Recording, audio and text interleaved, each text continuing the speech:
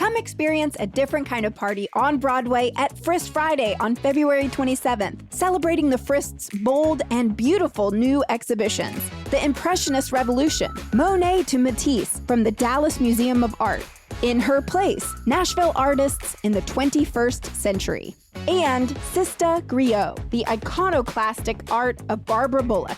Enjoy interactive art chats, live music in the galleries, DJ Kenley Shea in the lobby, tastings, and a signature cocktail, art making, and more. Get your tickets today at fristartmuseum.org/FristFriday.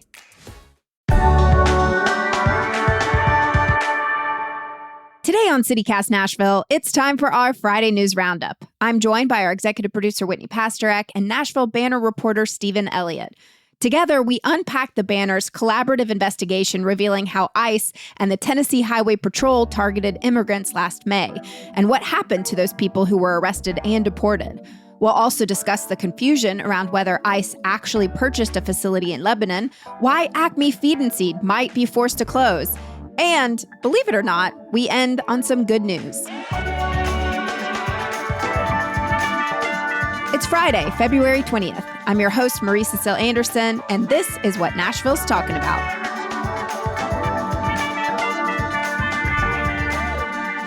Hey y'all, real quick before we begin, I gotta tell you about a brand new CityCast show called Your City Could Be Better, hosted by our CEO, David Plotz. This week, David is talking with Bianca Martin, host of CityCast Madison, about why her city recently passed a 1-year moratorium on new data center construction and the pros and cons of that decision. You can check that conversation out this Sunday wherever you get your podcasts.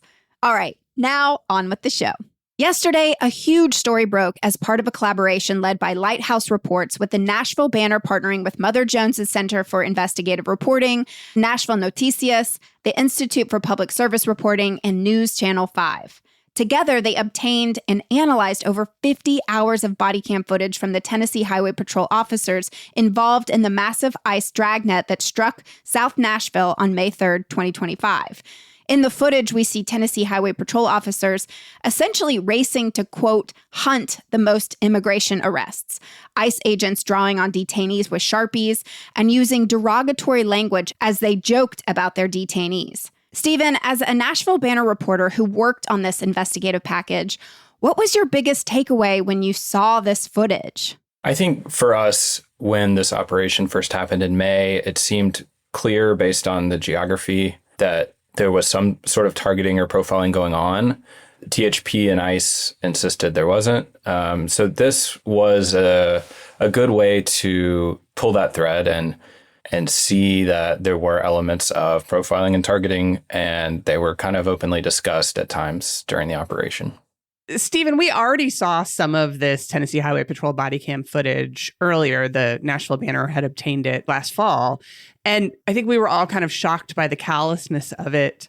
But seeing it at this scale, right? It's, 50 hours of body cam footage. What really stood out to you as the most horrifying aspect to the way that these patrol officers handled the people who they were detaining? I think the thing that stood out the most when Sarah Grace Taylor reviewed most of the footage, and she found examples of detainees being marked on with Sharpies. And I think that has stood out to me as being the most unusual. I haven't seen anything like that in the rest of the operations around the country. They referred to it as the mark of the beast in one instance. There was one instance of it happening, and I think Sarah Grace was like, this seems off, but wasn't quite sure what it was. Then there were 2 more instances that popped up in the rest of the footage, and piecing them together, it seemed clear because they were referencing teams, Team 4, Team 6, and that's what was being written on the person, that this was a way to track which team had collected more detainees, basically. And there's also an anecdote in the story about one individual who got pulled over for speeding and then let go. Can you tell us about that? Basically, THP from the jump said the whole purpose of this was traffic safety. It seemed far-fetched when they said it at the time. Some of this footage really places a lot of doubt on that statement. And you can see that because there's one instance where a trooper has to get his citation book out of the back of his car, and he says, I didn't even plan on using this all night, We got some data from the state that basically shows that they were not enforcing traffic laws this week nearly at the scale that they typically would. And in this one case that you mentioned, a Tesla's driving by 64 and a 40, and the trooper says, well, I might actually write a ticket on this case because it was so egregious, presumably. And he gets up to the driver. It's a white guy, and they're chit-chatting basically. And he says he's coming from a Knights of Columbus dinner and a cigar bar. And they start chatting about cigars, and he lets him off with a warning. There seemed to be frustration when a stop would take longer than a few minutes because it was keeping them from making other stops where an immigrant might be present. So that seems to be why they were letting people like that go so quickly, is because they were in a rush to stop other cars. But back to what you mentioned earlier, this decrease in citations in the reporting, y'all did discover that between May 3rd and May 9th, compared to the same period in 2024, troopers wrote just 48 citations, whereas in 2024, they had issued 229. A huge drop there in terms of the job that they said that they were there to do. Another thing I want to have you talk about, Stephen, if you could, is who actually got swept up in this dragnet. ICE had claimed to arrested 196 people during this Nashville operation, but y'all learned that that's actually not true. You also learned that the number of people who had previous criminal records was not as large as ICE originally claimed. Yeah, and I think one key takeaway for me, Sarah Grace Taylor was able to include in her story. Back in May, ICE put out this release kind of celebrating the operation and listing all the criminals that had been arrested. And the worst of the worst were there were 5 people, I think, that were the worst of the worst, and they had serious criminal charges on their record. And come to find out months later, at least 2 of them were picked up at their regular visits. They weren't picked up during the THP operation. So even that statement was exaggerated or misleading. And then, Stephen, in your opinion, why is it so important to share the story 9 months after it happened?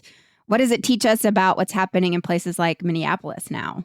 You know, I think when a big event like this happens in town and all the media is focused on it and all the public attention and social media chatter is focused on it, a lot of stuff comes out, and then a week passes, a month passes, and we kind of move on. Clearly, there was more to find out. I think we've shown that there was more to find out. And one thing that I've been wanting to know in the months since was what happened to all these people who were caught up. And there were a few stories here and there, but only a handful. And there's more than 100 people. Where are they? Are they in their hometown where they were born? Are they with relatives? Are they working? How are they communicating with any family members who are still here? That was a thing that was always in the back of my head in the months after this operation. And so I think that was another one of our goals. Right. Sort of the second half of this package does focus on those families that were impacted, the individuals who were deported, and how everyone is doing in the aftermath. You've got a byline on that story. So tell us what you learned kind of in general, and then if there were any of those stories specifically that stood out to you. The other byline on that story, by the way, is Araceli Crescencio, who works both with the Banner and Nashville Noticias, and she did a lot of heavy lifting on that story. We heard a lot of the same themes from people, which was that their time in detention, both here in Nashville temporarily, then a lot of them were moved to Knox County, and then to federal or immigration detention facilities in Louisiana, and then deported.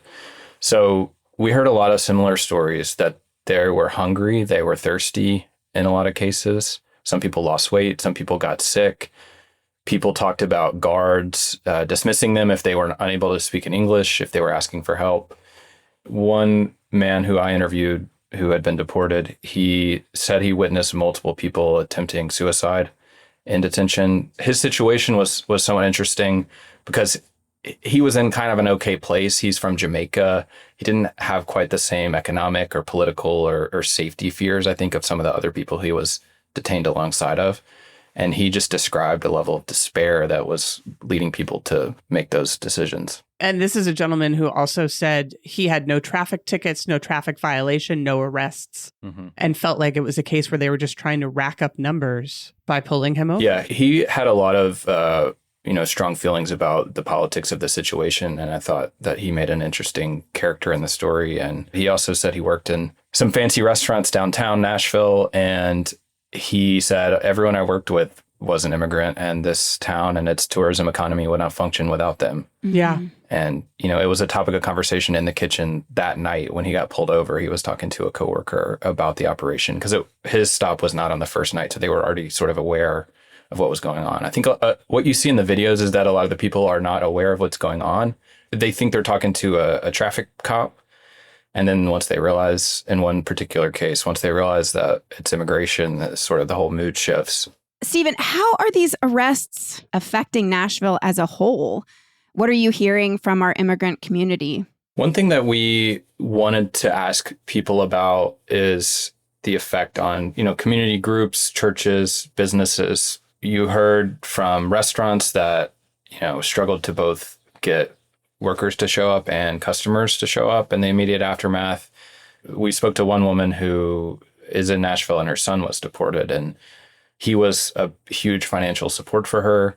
And she recently broke her foot in the ice storm and has been unable to work. And so she's had to take on lodgers in the house, and the house, burst a pipe and lost power. And so there are these financial struggles that kind of are snaking out from all different sources related to this operation, both here and abroad. What are you and your colleagues hoping that people in Nashville and hopefully around the country who read this reporting take away from this story? When we've compiled a list of examples of behavior from these videos that I think most people would watch and say does not seem typical of what you expect professional law enforcement to be behaving like, you would hope that the agencies would respond and say, whoops, this was a mistake, or this is not our normal standard operating procedure. Even if that's really how they operate, you'd think they would at least say, this isn't what we do. And we haven't gotten that yet. So we'll see. And in fact, when you look at what's been transpiring, especially in Minneapolis, you're seeing these same tactics, but juiced up even more. The Minnesota operation has been in the news a lot lately. And one thing that has struck me is how different this was. And what we saw in Nashville in May, and I know there's still arrests and stops happening, but this big operation in May, we haven't really seen anything quite like this anywhere else, at least as far as I'm aware, where a local law enforcement agency was taking them around town, showing them what's what, and making stops based on these minor traffic operations in a huge scale, hundreds of stops in a night. ICE was not making stops themselves from what we saw. It was THP pulling people over for a headlight being out or for speeding or for some other traffic type reason. And then they either had an ICE agent in the front seat with them, or they had cars trailing them, or both. And they would go up to the driver, the THP trooper would go up to the driver and say, how are you? And if the driver seemed to be, didn't speak English very well, or they didn't have a driver's license from the US, then that's when things would shift. I think the thing that really makes this different from Minnesota is that they were with THP, and THP wears body cameras and has dash cameras. And look, we've only seen footage really from the first night. There's several more nights that we don't have yet, and there'll be more stuff to go through. But this level of footage of an ICE operation has not really been available before. And a lot of it is redacted. A lot of the audio is redacted. The faces and even the tattoos of the ICE agents are redacted, blurred out. So it's not perfect, obviously, but it's still a wealth of new information that we would not have otherwise.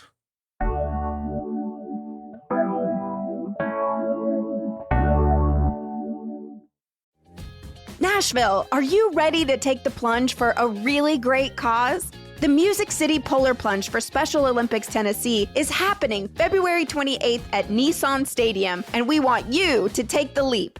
This one-of-a-kind fundraising event invites the bravest souls of Nashville to jump into icy cold water so athletes with intellectual disabilities can experience the joy of sports, teamwork, health programs, and year-round competition. So grab your friends and family and start a team together. Turn your courage into impact. And listen, if freezing water isn't your thing, you can still join and cheer on this year's plungers. It's going to be a full-blown party with food trucks and really good vibes. Every dollar raised helps support more than 18,000 Special Olympics Tennessee athletes across the state. Ready to make a splash for a life-changing cause? Register, donate, or learn more at polarplungetennessee.com. That's polarplungetennessee.com. Take the plunge, change a life. Last Friday, the Tennessee Lookout reported that ICE had purchased a facility in Lebanon to house detained immigrants, as confirmed by an ICE spokesperson. This came as a total shock to local elected officials who hadn't been contacted about the sale, with Senator Mark Pody even going on Facebook to say he thought they meant Lebanon, Pennsylvania.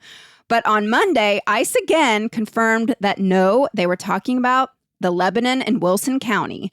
Now, after a week of uproar, including an angry packed house at the Wilson County Commission meeting, ICE has backtracked to say that they have not, in fact, bought any property here. Yeah, this has all been really strange. According to the Lookout, although an ICE spokesperson spent like all day Monday and Tuesday emailing confirmations to every news outlet in town that, yeah, no, we bought something in Lebanon. By Tuesday night, they'd sent a retraction calling the original confirmation a mistake. The Lookout is also pointing out, though, and I think this is important for everyone to know, this doesn't mean that they won't try to buy a facility here. It just means that they haven't yet. But I think what this has accomplished is significant. And I'd love your take on this, Stephen. You know, the Nashville Scene sent reporter Hamilton Masters out to that Wilson County meeting where both longtime Wilson County Sheriff Robert Bryan and County Mayor Randall Hutto stated their opposition to any potential ICE facility in Wilson County at all. So that's interesting to me, right? Did ICE just ruin their chances of opening something there by pulling the trigger too soon? I just want to flag when you did your impression of the ICE spokesperson emailing, you had them correctly pronounce Lebanon, which I don't know that they would. Sorry, I don't mean to give him that much credit. But yeah, this story definitely gave me some whiplash as I was sort of deep in the weeds of trying to finish up our reporting, unable to really dig in myself. But yeah, I saw the Lookout story, then saw the Wilson County officials saying that the story was wrong. It was chaotic. I don't know. And, you know, I'm always grateful for Matt. Hamilton Masters, I call him Matt. I'm going by his formal byline. Yes. Grateful that he, puts a lot of miles on his car to go to things like that. And then, Stephen, some of this also hit close to home for the Nashville scene this week. Democratic State House Representative Bob Freeman found himself in the spotlight because Freeman Webb, the real estate company he runs, appears to have inadvertently rented office space to ICE. Freeman also owns FW Publishing, which publishes the Nashville scene, where you were once a reporter. What's going on there? I also sort of followed that one from afar. I saw when Wired reported that this office building was one of the locations that ICE had found, looked it up and found the real estate listing. It said Freeman Webb, and, then everything kind of unfurled from there. Bob said that they were misled by the federal government. They, lease to the GSA, which does all the real estate for the federal government frequently. And usually it's for more boring stuff like the IRS or something. But it sounded like he was trying to see if there was a way to cancel the lease. We'll see. I don't know if that's in the language or not. Why wouldn't you be able to just cancel? I mean, everybody else in Nashville can get evicted at any time, apparently. Why couldn't they just evict those tenants? I haven't read the lease, so I don't know. Can you please use your extensive background in real estate law to explain to us? Yeah. All right. Well, that was all. It's been a very interesting week with all of this, I think, fear and paranoia justifiably swirling around with these stories about when the next shoe is going to drop here. If we think about those raids that y'all reported on this week, Stephen, as shoe 1, it does feel like shoe 2 is coming. But for the time being, I don't think it's quite hit the ground. We'll keep an eye on it all, as I know will you, Mr. Elliott. Of course. Let's do a quick moment of tunnel time. Whitney, what happened this week? Well, Marie, the airport authority unanimously approved the Boring Company's proposal to dig tunnels at BNA that we told y'all about last week, despite both Senator Heidi Campbell and Senator Charlene Oliver showing up to speak in opposition.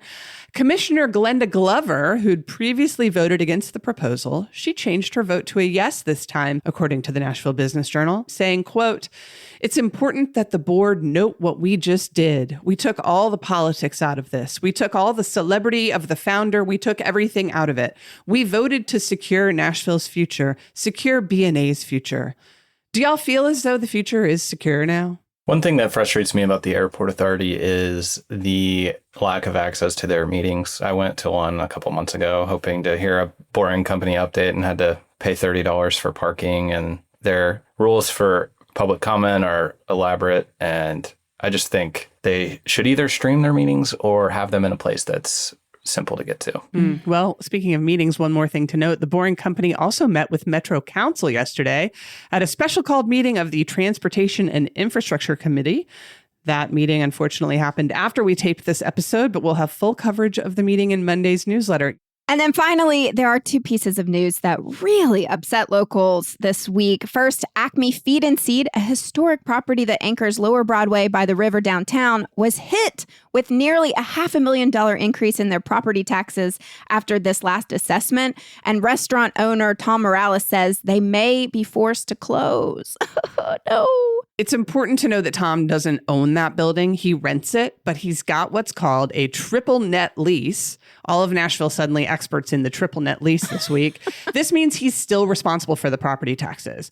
And it is so frustrating because of all the bars downtown. You know, Acme is the one that still feels like it's for us, right? They pay musicians a living wage to perform original songs. And they are, speaking from personal experience, always working to feed our community in the wake of disasters, including during this recent ice storm. They made a bunch of meals for World Central Kitchen. But how do you say, okay, Tom Morales, you're incredibly special, right? You helped restore the Loveless Cafe and you were behind the original Fifth and Woolworths. You're so valuable to this town. That means you don't have to pay the same property taxes as everybody else.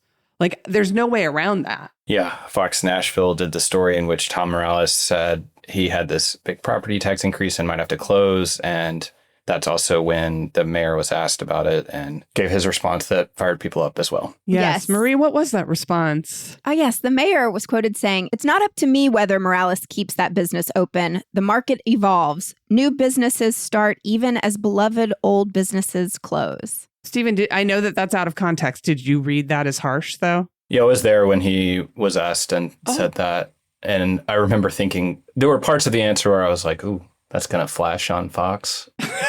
Right. I watched the video of that press conference and I did hear the full context, which have also been printed this week by the Nashville Scene. At one point, he said, it's an incredibly valuable piece of property. It's up to him as a property owner to determine how to capture the value that's inherent in the property. It's not Tom's property. One thing that I think you said everyone's an expert in triple net leases this week. One thing that I don't think people are experts in is the equalization process that we go through when property is assessed. So basically a few months ago, there was a similar Fox story about Lower Broad property values going up a lot in the most recent assessment. And the Speaker of the House saw it, I guess, or was aware of the same complaints from the same business owners and demanded that the comptroller look into it, see if the Davidson County assessor had messed up. This week when all this was going on, I checked in with the comptroller to see, and they told me that they'd looked into it and that everything was fine. And an important thing to note is that the last time property was assessed was 2021, right as we were still coming out of COVID. So Lower Broad property values were artificially depressed because, a bar in a pandemic is not as valuable as a bar not in a pandemic. Right. They caught up in this most recent assessment. You've also seen some sales down there that are kind of eye-popping in terms of the per foot price. And I know that, like you said, Tom Morales doesn't own the building. He can't necessarily benefit from that.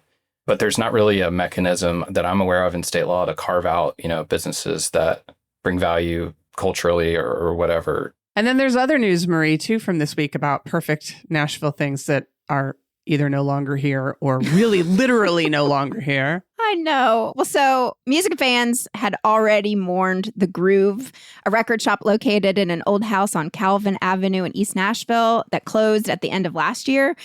That wound just got a little bigger this week when a demolition crew showed up and bulldozed the whole house. According to WKRN and several other outlets, council member Clay Capp says the demolition was done without any permits and disregarded the historical overlay protecting the house. Steve and Whitney, how are y'all feeling about this?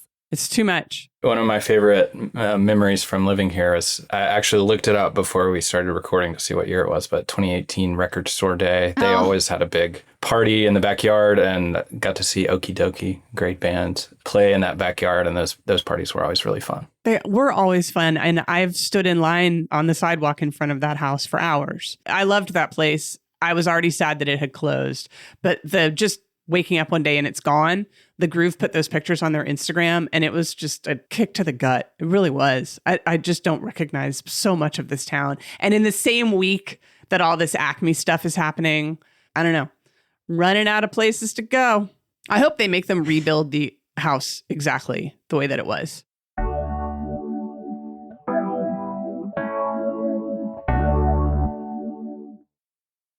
Now on to good news. Oh, man. I think we all are in need of a little good news this week. And this is kind of good news, kind of bad news, to be honest. But Radnor Lake State Park continues to recover from Winter Storm Fern. And they are currently looking for volunteers to come out and help clean all the debris from the trails. They had hundreds of trees fall down, y'all. So Friends of Radnor Lake will provide all tools needed, shovels and rakes. They just need help clearing these trees. We had the pleasure of actually doing volunteer work at Radnor back in December with our CityCast Nashville neighbors and with the wonderful park manager, Steve Ward. Y'all, it was an amazing opportunity to get out there in nature and volunteer, get your hands dirty. So again, we highly recommend you sign up, help our neighbors out. Volunteer opportunities are happening from this Saturday through March 2nd. So if you're willing and able to get out there, we're going to put that sign up link in our show notes today. Also, it looks like Cheekwood also suffered a ton of damage. I don't know if y'all saw those pictures online. They had a lot of trees, beautiful big 100-year-old trees fall down. But they just announced that they are reopening on March 7th for their Cheekwood in Bloom Spring Festival, which is one of my favorites. So check that out. Yay, pretty flowers. Well, our producer, Daniel Sumstein, was really excited about this next good news. Students at TSU got an unexpected visit from rapper J. Cole on Tuesday. Are we familiar with rapper J. Cole? No, but now I am. Sure. Okay, so we've got one no and one sure. Daniel actually really legitimately loves this guy, and I'm going to go learn more about him after hearing this story because he stopped in Nashville as part of what he's calling his trunk sale tour, selling physical CDs of his new album, The Fall Off, straight out of the trunk of his old car, which is what he used to do at the beginning of his career. So while on campus, he also took photos with fans and listened to a few student demos. It's very much like how Pharrell discovered Maggie Rogers. I love this. Anyway, it's such a cool idea. Way to go, J. Cole. That's an awesome experience to create for college students, for your fans. More stuff like that, please. More CDs out of trunks of cars. Yes, please. Ramadan kicked off earlier this week, and Margaret Littman had an amazing piece in the Nashville Scene about how the month is transforming restaurants around Nashville. She highlights how Nashville's Muslim communities are turning local restaurants into places of reflection and connection, with iftar dinners at spots like Odessa and Middle Eats. When you're fasting for Ramadan, you want to break your fast with some good food. So it's a terrific look into the other places that are hosting these meals, like Jerusalem Rebar. Mosques are also hosting free community meals. Some are even inviting non-Muslims in for Islam 101 nights to break their fast together. We're going to drop the link to Margaret's story in the show notes so you can check out the details on those celebrations if you want to join. So much holiday right now. Lunar New Year, Ramadan, it's all happening. All right, let's get into the weekend's events. Stephen, what's your good news? I'm excited that Nashville SC is back for their new season and they play on Saturday night. Come on, you boys in gold. Are you going? I am going to be there. I am too. It'll be so fun. I'm so excited to see so many new players. My friend who gave me his tickets is usually my friend who explains to me who all the people are. So I'll have to catch up with him later. Okay, feel free to text me. I'll be flying a little blind. Why am I the only person who ever knows anything about sports around here? Marie, what are you excited about? The Frisk Museum just opened in her place, Nashville Artists in the 21st Century. I have a lot of art teacher friends who are showing their work there. This exhibit runs now through April 26th and just celebrates the achievements of women artists right here in Nashville over the last 4 decades. Just breaking news for race fans. The Skechers Hot Chocolate Run is tomorrow starting at 6:30 a.m. at Bicentennial. So keep an eye out for road closures if you're trying to get to the farmer's market or really anywhere else that requires you to go through downtown or midtown. Also, Billy Strings is playing Bridgestone and the Ryman this weekend. You can't go. It's sold out, but I think smart people could find a way in. Stephen Elliott, do you like Billy Strings? I don't like or dislike Billy Strings. Okay, same amount of enthusiasm for Billy Strings as he had for J. Cole. And then speaking of the Lunar New Year, Chinese New Year celebration happening at Centennial Park tomorrow from 11 a.m. to 3 p.m. It's free. It's fun. Are either one of you a fire horse? Is this your year? No, I'm a cock. I think I'm the year of the monkey. I'm a rabbit. And I did look it up, and I was told that this year, because of the fire horse, the rat will face challenges. I'll have a lot of unforeseen circumstances, which I, for one, am really looking forward to. But I was told that if I wear pink, it might go better. And right now, Whitney is dressed in all pink from head to toe. Listeners can't see them. To see her wearing the bunny suit from A Christmas Story. Hey, we did it again. Made it through another one. Yes. And Stephen, thank you so much for joining us and again for all your reporting. Thanks for having me.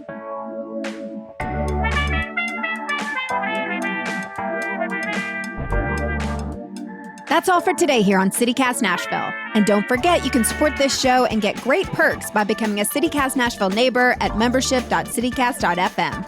I'm your host, Marie Cecile Anderson. Our executive producer is Whitney Pasterek. Our producer is Daniel Sumstein. Our CityCast Nashville newsletter editor is Margaret Kingsbury, with extra support this week from Natalia Aldana. Our theme music is by Prop Jenkins, with additional music by Tambor and James from Triple Scoop Music via Getty Images.